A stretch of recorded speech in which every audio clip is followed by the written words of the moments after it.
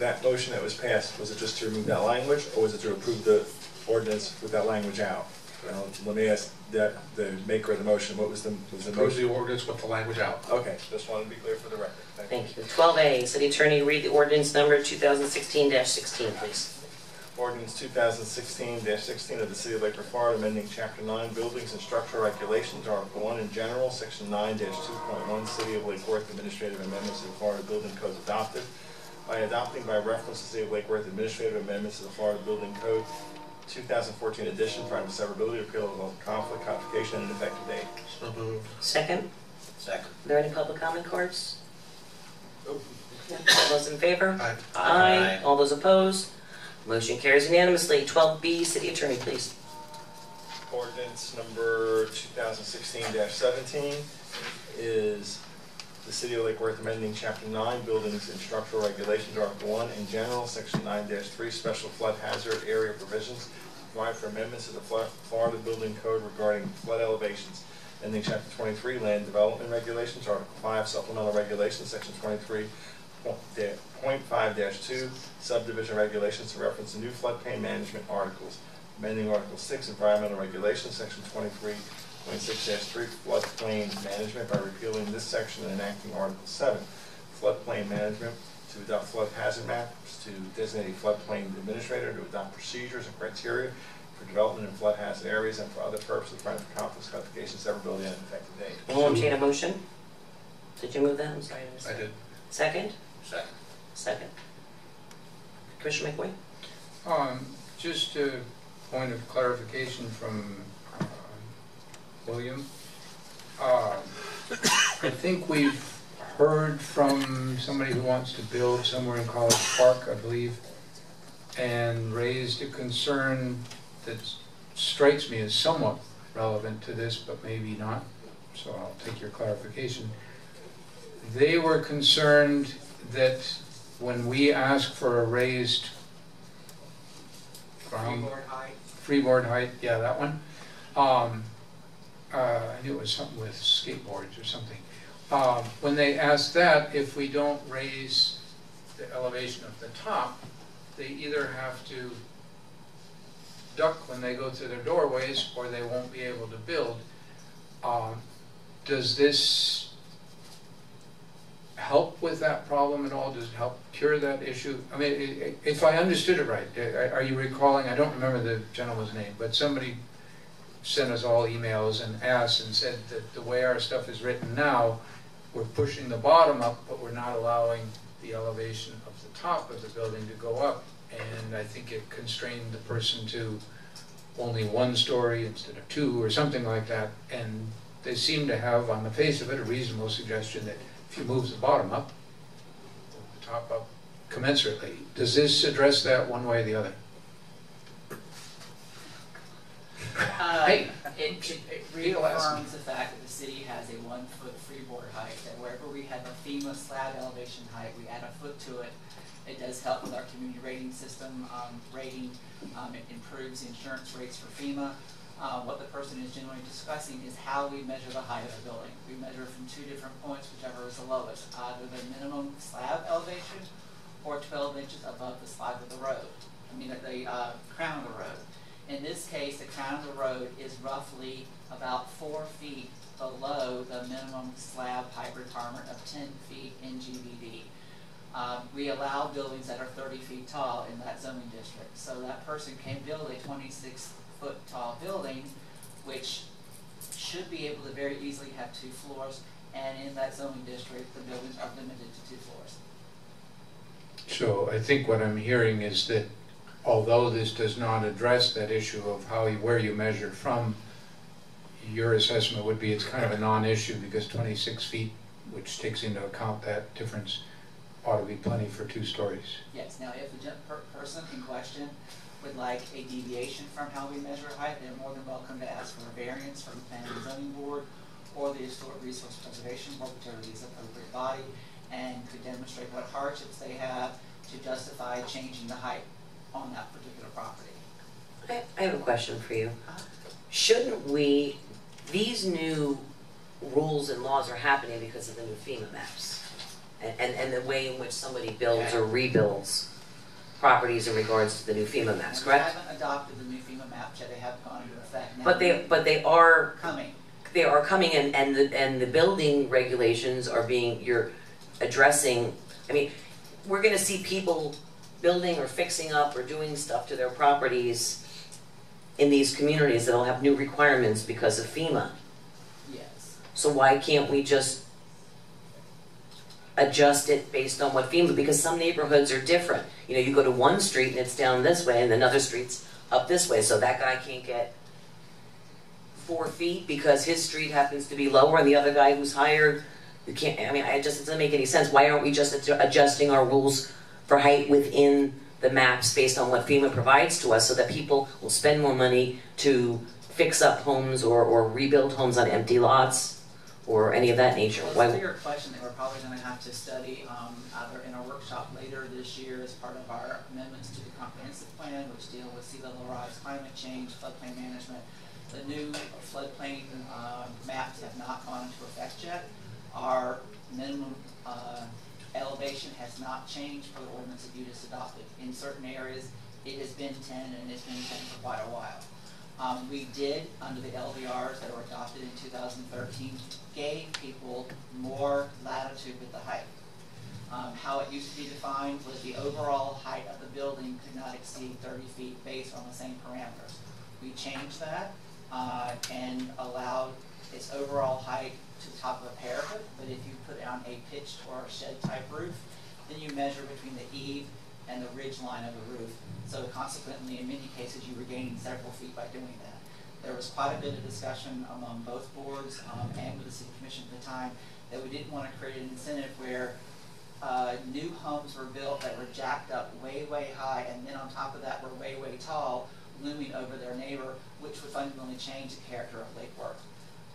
Part of our discussion with the historic preservation issues is how do we deal marrying all of these things together and what is coming down eventually from FEMA, which is kind of running behind the times, especially in South Florida, and what can Lake Worth do to marry the interests of both the existing homeowners who are there, who do not want to see necessarily a multiple foot wall before our house starts and then 30 feet on top of that.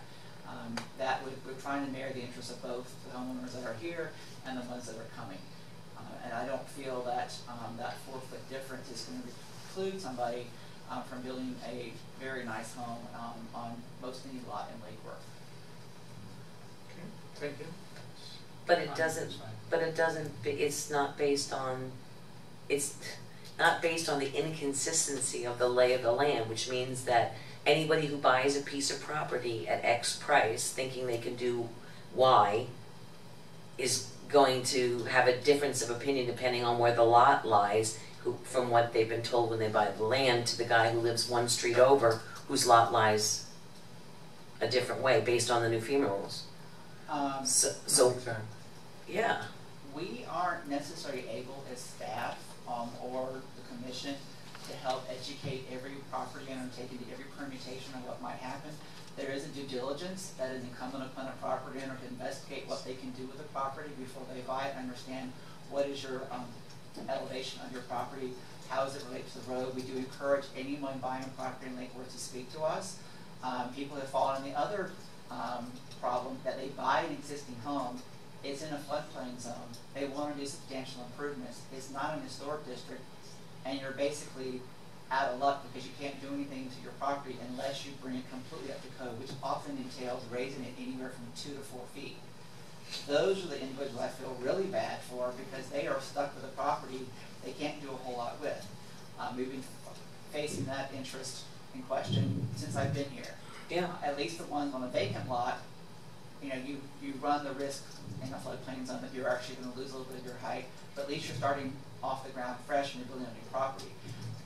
This is something we're going to be struggling with for a while, and it's one thing we're going to be discussing in the historic preservation program, because the historic preservation program for contributing properties has a bit of an exemption of certain things, but there's a liability risk in providing that exemption. So it's quite a complicated subject. I don't want to necessarily, I don't want to advise jumping in and making wholesale changes till we see the ramifications of the whole piece of it.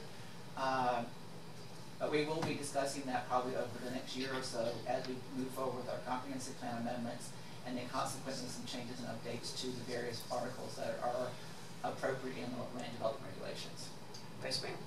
Just very simply, when we have that conversation, you know, I think we need to keep it really, really simple. If FEMA says it's got to be raised 4 feet, that's great. They get to 30 feet on top of the 4 feet. It just goes without saying. That's what has to happen. Conversely, a piece of property that is where it is, and they want to do the substantial improvement, as you mentioned, they got to bring it to code, we should not be telling them that they got to raise it 4 feet. The building's already there. And we don't tell them that. That's actually a FEMA regulation. We have to inform them that that happens, but if it's in a floodplain and you're doing substantial improvement, that property has to be brought up to the flood elevation, which is a huge disincentive for a lot of properties on Lakeside Drive, Gulf View, South Palm Park, and it's something we're going to bring in you to show you what are the ramifications of what's coming down the pike. Now, we've had a sort of an interesting discussion about historic preservation, but contributing properties can avail themselves of this exemption through a FEMA request through one of our preservation board. And we have a case that's probably coming up that's very similar to that, which is a substantial improvement to a contributing property where it's 3 feet below what FEMA requires. If it were not an historic district, that property would have to be jacked up 3 feet, as well as the addition. In this case, the addition that's going on has to, by FEMA, be jacked up 3 feet, but more than likely they're going to be requesting a variance that they leave the existing property at the 7 feet. Properties that aren't contributing, not in historic districts, and are not in historic districts can avail themselves of that exemption. Follow? I've been following along. You said that the 10-foot level that's been established by FEMA has been in place for quite some time. Yes. I don't think it's going to change, and I think it's going to get worse. you think they're going to increase it. Yeah. I think the area that Over they will, 230th or whatever it is out of 300 coastal counties. So far down the list, I it's believe that ridiculous. under the new FEMA maps that have been out, the area that's impacted by having to have your elevation at 9 plus the foot in Lake Worth, which is 10, is getting greater. And over time, when we start looking at storm surge and the occurrence of what's considered a 500-year event or a 100-year event, that FEMA is probably going to eventually reassess whether 9 feet is appropriate in our high, I think it's AB area and AE area, and whether we base that to additional height. That will be out of our hands. We can provide input, and there will be hearings, but I highly suspect that in the coming decade or so, that 10 feet is going to go up. Commissioner Emerson? I too agree with the mayor, and William, not to get off the subject, but where are we with this gentleman? Because again, for him to come to the city and show hardship, he's not going to show hardship. He wants a house. He wants a house built the same size as the rest of the houses on the block, and now because of these changes, he can't. Well, actually, he could probably the height definition, which I did apprise you that we actually increased the overall height of a house. The previous definition was in effect for quite a while, so unless those houses are going back before 2000, the height of the house you can build now is probably the same. The 9 feet's been in effect for quite a while, plus the 9 feet plus the additional foot under a freeboard. Okay, are we working with this gentleman, or we haven't just say met no? this gentleman. I've just Well, it's all been emails and- emails back and forth. We haven't even seen a site plan submitted yet. Okay. Now, we have talked to one person and where they were challenged, they wanted to have a basement for the garage, which did fall below the flood height. You'd have to do breakaway wells, flood venting, whatever else, and that got very complicated. And they wanted a 3-story house, but because the basement, in essence, would not be above that floodplain elevation, it would qualify as a 2-story house. But the expense they would have to go to do that, I don't think made economic sense, even though it's on the waterfront in College Park. Yeah, and I just would like to be on record as a somewhat different view, and I think, William, you mentioned it, that part of our challenge and your challenge and government's challenge is balance of everybody's rights. So while on the face of it, it seems, keeping it simple, that if you raise the bottom, you should move the top up, it in fact creates an equity issue with the existing buildings, and you don't want buildings towering over their neighbors. privacy issues, sunshine issues, a lot of things. So I would respectfully disagree with Commissioner Maxwell that, well, just move it up. I don't think that's a very nuanced looking at the issues of the owners that are already in the neighborhood. So I do think this is something that we need to think through fairly carefully and methodically, and not too emotionally. I'm willing to wager it also has huge insurance implications, and I don't know how that ripples out through the city, but the whole issue of insurability of buildings, and as risks change, and depending on what we do with moving heights up and so on. This is a topic that's not straightforward, and that we should think through carefully. There are a multitude of competing interests that aren't mutually compatible that we need to discuss. The insurance issue you brought up, it also affects properties that aren't in FEMA areas. People are having a difficult time getting insurance because of the substantial rehab that is being demanded of the insurance industry to existing homes, which then triggers the substantial improvement, which is a whole nother ball of wax. But at least, fortunately, all those issues are in one department, and we will be discussing them with you at periodic times over at least the next couple of years. And like I said, I do think that we'll be struggling with FEMA issues for quite some time moving forward. Right, the motion and the information that we've been discussing here for the last 15, 20 minutes is nothing to do with what actually is the agenda item, which we've got a motion and a second. There's no public comment cards, correct? Correct. Seeing there are none, all those in favor? Aye. All those opposed?